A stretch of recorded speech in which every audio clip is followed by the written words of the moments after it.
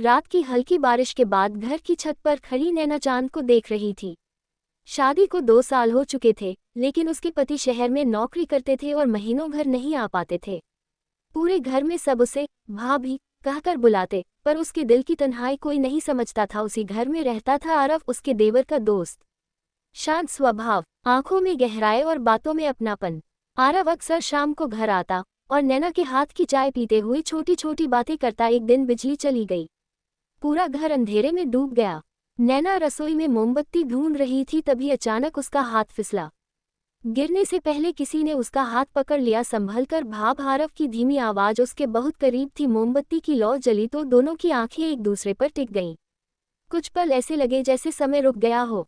नैना ने धीरे से हाथ छुड़ाया, लेकिन दिल की धड़कन तेज हो चुकी थी। उस रात पहली बार उसने महसूस किया कि कोई उसे सिर्फ भाभी नहीं, बल्कि एक इंसान की तरह समझता है। दिन बीतते गए, दोनों के बीच बातें बढ़ने लगी। छत पर चांद देखते हुए, बारिश की बूंदों के बीच, और उन खामोश पलों में जहां शब्दों की जरूरत नहीं होती।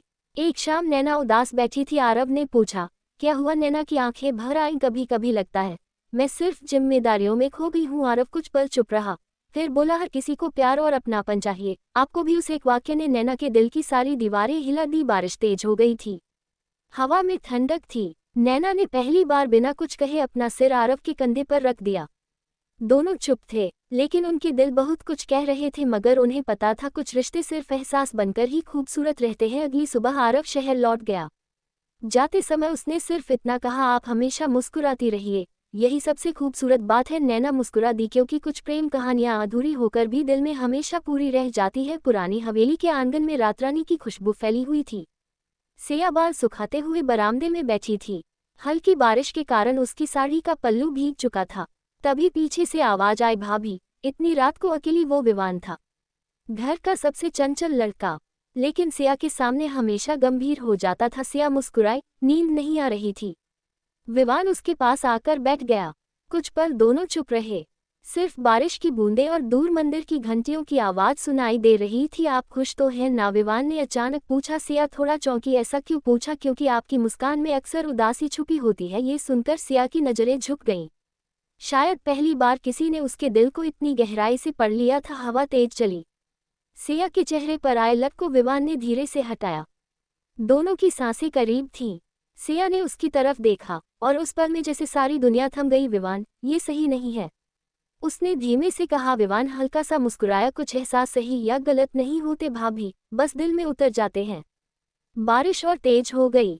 सिया उठकर जाने लगी, लेकिन उसका पैर फिसल गया। विवान ने उसे बाहों में थाम लिया। भीगे मौसम में दोनों की धड़कनें साफ सुनाई दे रही थीं। सिया ने पहली बार महसूस किया कि किसी की बाहों में उसे सुकून मिल रहा है। लेकिन अगले ही पल उसने खुद को संभाला और धीरे से उससे दूर हो गई। कुछ रिश्तों की सीमा होती है, उसने धीमी आवाज में कहा। विवान ने सिर झुका लिया, मगर उसकी आंखों में वही मोहब्बत थी। उस रात दोनों अपने अपने कमरों में सो तो गए, लेकिन नींद किसी को नहीं आई। क्योंकि कुछ प्यार ऐसे होते हैं जो कभी बोले नहीं जाते, फिर भी जिंदगी भर दिल में रहते हैं। सर्दियों की वह शाम बहुत खूबसूरत थी। छत पर रखी छोटी सी अंगीठी के पास काव्या चुपचाप बैठी हाथ सेक रही थी। घर के बाकी लोग शादी में गए हुए थे और पूरा घर अजीब सी खामोशी में डूबा था। तभी पीछे से कदमों की आहट आए। इतनी ठंड में अकेली बैठी है भाभी? ये राहुल था, उसके पति का छोटा भाई। बचपन से शरारती, मगर अब पहले से कहीं ज्यादा समझदार और गंभीर। काव्या हल्का मुस्कुराई, नींद नहीं आ रही थी। राहुल उसके पास बैठ गया। दोनों अंगीठी की आग को देखते रहे। ठंडी हवा में काव्या का दुपट्टा उड़कर राहुल के कंधे पर आ गिरा। उसने धीरे से उठाकर वापस उसके कंधे पर रखा। आप अपना ख्याल बिल्कुल नहीं रखती, राहुल ने धीमे से कहा। काव्या उसकी बात सुनकर चुप रह गई, शायद इसलिए क्योंकि इतने अपनापन से किसी ने बहुत समय बाद उसकी परवाह की थी। कुछ देर बाद बिजली चली गई। चारों तरफ अंधेरा फैल गया। सिर्फ अंगीठी की लाल रोशनी उनके चेहरों पर पड़ रही थी। डर तो नहीं लग रहा? राहुल ने पूछा। काव्या ने धीरे से सिर हिलाया। जब कोई अपना पास हो तो डर नहीं लगता। उस एक वाक्य ने राहुल के दिल की धड़कन बढ़ा दी। हवा और ठंडी हो गई। काव्या के हाथ कांपने लगे। राहुल ने बिना कुछ कहे अपना शॉल उसके कंधों पर डाल दिया। उसकी उंगलियां हल्के से काव्या के हाथों को छू गईं। दोनों कुछ पल एक दूसरे को देखते रहे। कभी कभी लगता है, काव्या ने धीमे से कहा, जिंदगी में जो अपनापन चाहिए होता है वो हमेशा सही जगह नहीं मिलता। राहुल ने उसकी आंखों में देखते हुए जवाब दिया, लेकिन दिल हमेशा वही ढूंढ लेता है जहां उसे सुकून मिले। कुछ पल के लिए दोनों बहुत करीब आ गए। बाहर ठंडी हवा चल रही थी, लेकिन उनके दिलों में अजीब सी गर्माहट थी। मगर तभी दूर से गाड़ी की आवाज आई। घर वाले लौट रहे थे। काव्या तुरंत पीछे हट गई। राहुल भी खामोश हो गया। उस रात दोनों ने कुछ नहीं कहा, लेकिन उनके बीच जो एहसास था वो अब पहले जैसा नहीं रहा था, क्योंकि कुछ रिश्ते जितने अधूरे रहते हैं उतने ही खूबसूरत लगते हैं। गर्मियों की दोपहर थी। पूरा घर सो रहा था। आंगन में आम के पेड़ की छांव पड़ रही थी और हवा में कच्चे आम की खुशबू घुली हुई थी। रिया रसोई में आम का शरबत बना रही थी। तभी पीछे से किसी ने धीरे से कहा, भाभी मेरे लिए भी मिलेगा। रिया पलटी तो सामने अंश खड़ा था। हल्की मुस्कान, बिखरे बाल और आंखों में वही शरारत जो रिया को हमेशा बेचैन कर देती थी। आप अचानक कब आए? रिया ने पूछा। भी और आते ही इतनी अच्छी खुशबू मिली कि सीधा रसोई में चला आया। रिया हंस पड़ी। उसने गिलास बढ़ाया। अंश ने शरबत लेते हुए जानबूझकर उसकी उंगलियों को हल्का सा छू लिया। रिया की सांस एक पल को थम गई। बहुत अच्छा बनाया है, अंश ने धीरे से कहा, लेकिन उसकी नजरें शरबत पर नहीं, रिया के चेहरे पर थी। रिया ने नजरें झुका ली। इतनी तारीफ मत किया करो, सच बोलना तारीफ नहीं होता। भाभी घर में सन्नाटा था, सिर्फ पंखे की आवाज और दोनों की धड़कनों की हल्की बेचैनी। अंश खिड़की के पास जाकर खड़ा हो गया। कभी कभी सोचता हूँ कुछ लोग इतने अपने क्यों लगने लगते हैं, जबकि रिश्ता कुछ और होता है। रिया ने उसकी तरफ देखा। दिल जैसे उसकी बात समझ चुका था। ऐसी बातें मत करो, उसने धीमी आवाज में कहा। अंश धीरे धीरे उसके करीब आया। अगर दिल किसी को महसूस करने लगे तो क्या उसे रोक पाना आसान होता है? रिया पीछे हटना चाहती थी, मगर कदम जैसे वहीं रुक गए। दोनों के बीच सिर्फ कुछ सांसों का फासला बचा था। तभी बाहर तेज हवा चली और खिड़की बंद हो गई। रिया घबरा गई। अंश ने तुरंत उसका हाथ पकड़ लिया। डर गई? रिया ने कुछ नहीं कहा। उसकी धड़कनें ही जवाब दे रही थी। कुछ पल बाद उसने धीरे से अपना हाथ छुड़ाया और मुस्कुराकर बोली, कुछ एहसासों को बस दिल में रहने देना चाहिए। अंश भी हल्का मुस्कुरा दिया। शायद तभी वो सबसे ज्यादा खूबसूरत रहते हैं। उस दिन के बाद दोनों पहले जैसे तो रहे, मगर उनके बीच की खामोशी अब बहुत कुछ कहने लगी थी। बरसात की रात थी। खिड़कियों पर गिरती बूंदों की आवाज पूरे घर में गूंज रही थी।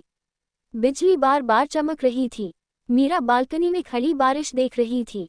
उसकी आंखों में जाने कितनी अनकही बातें थी। तभी पीछे से करण आया और चुपचाप उसके पास खड़ा हो गया। आपको बारिश बहुत पसंद है ना भाभी? उसने धीमी आवाज में पूछा। मीरा मुस्कुराए। हाँ, बारिश में सब कुछ थोड़ा खूबसूरत लगने लगता है। करण ने उसकी तरफ देखा। सब कुछ या कोई खास? मीरा उसकी बात सुनकर हल्का सा शर्मा गई।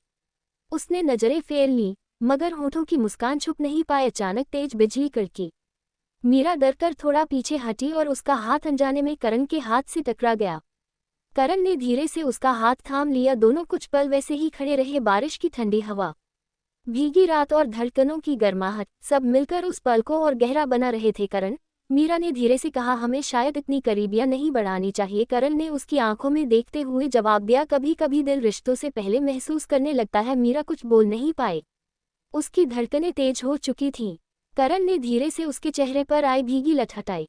उसकी उंगलियों का स्पर्श मीरा के दिल तक उतर गया। मगर अगले ही पल मीरा ने खुद को संभाला और थोड़ा दूर हट गई। कुछ रिश्ते दूर से ही अच्छे लगते हैं, उसने धीमी आवाज में कहा। करण हल्का सा मुस्कुराया, लेकिन उसकी आंखों में छुपी मोहब्बत साफ दिखाई दे रही थी। बारिश पूरी रात होती रही और उस रात के बाद दोनों के बीच बहुत कुछ बदल गया।